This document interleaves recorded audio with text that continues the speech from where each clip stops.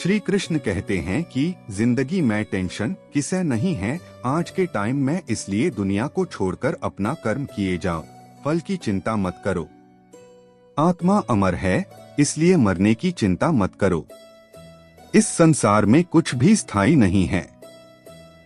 नरक के 3 द्वार हैं, काम, क्रोध और लोभ।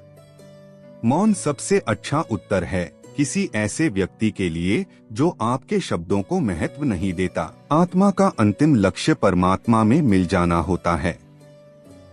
धर्म केवल कर्म से होता है, कर्म के बिना धर्म की कोई परिभाषा ही नहीं है।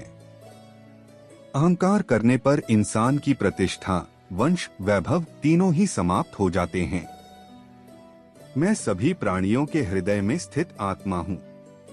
मैं सभी प्राणियों का आदि, मध्य और अंत भी हूँ। सत्य कभी नष्ट नहीं हो सकता। अच्छा करने से नहीं डरना चाहिए। स्वार्थ से रिश्ते बनाने की कितनी भी कोशिश करो वे कभी नहीं बनते, और प्रेम से बने रिश्तों को कितना भी तोड़ने की कोशिश करो वे कभी नहीं टूटते। यदि व्यक्ति शिक्षा से पहले संस्कार, व्यापार से पहले व्यवहार और भगवान से पहले माता पिता को पहचान ले तो उसकी जिंदगी में कभी कोई कठिनाई ही नहीं आएगी। विषयों का चिंतन करने से, उनको याद करने से विषयों की आसक्ति पैदा होती है, और आसक्ति से इच्छाएं उत्पन्न होती हैं। इच्छा से क्रोध पैदा होता है, और क्रोध से सम्मोहन और अविवेक उत्पन्न होते हैं। जो कुछ तुम्हारे साथ हुआ है अच्छे के लिए हुआ है, और जो हो रहा है अच्छे के लिए हो रहा है, जो होगा वह भी अच्छे के लिए ही। मेरे लिए ना कोई घृणित है और ना ही कोई प्रिय, न कोई निर्धन है न कोई धनी, बस जो भक्ति भाव से मुझे याद करता है मैं उनका हूँ और वे मेरे हैं।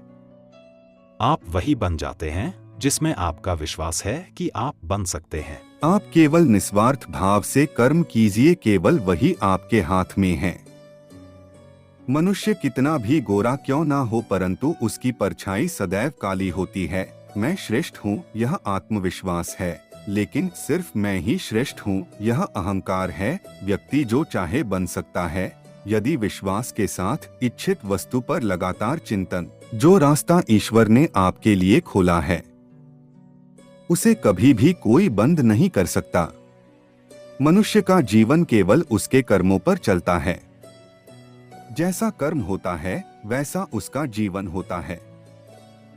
एक बार माफ करके अच्छे बन जाओ, परंतु दोबारा उसी इंसान पर भरोसा करके बेवकूफ कभी न बनो।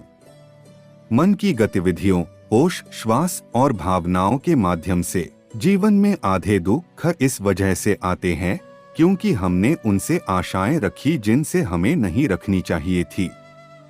मैं ही इस सृष्टि की रचना करता हूँ, मैं ही इसका पालन पोषण करता हूँ और मैं ही इस सृष्टि का विनाश करता हूँ। जब संसार में धर्म की हानि होगी, अधर्म की विजय, तब मैं इस पृथ्वी पर अवतार लूंगा।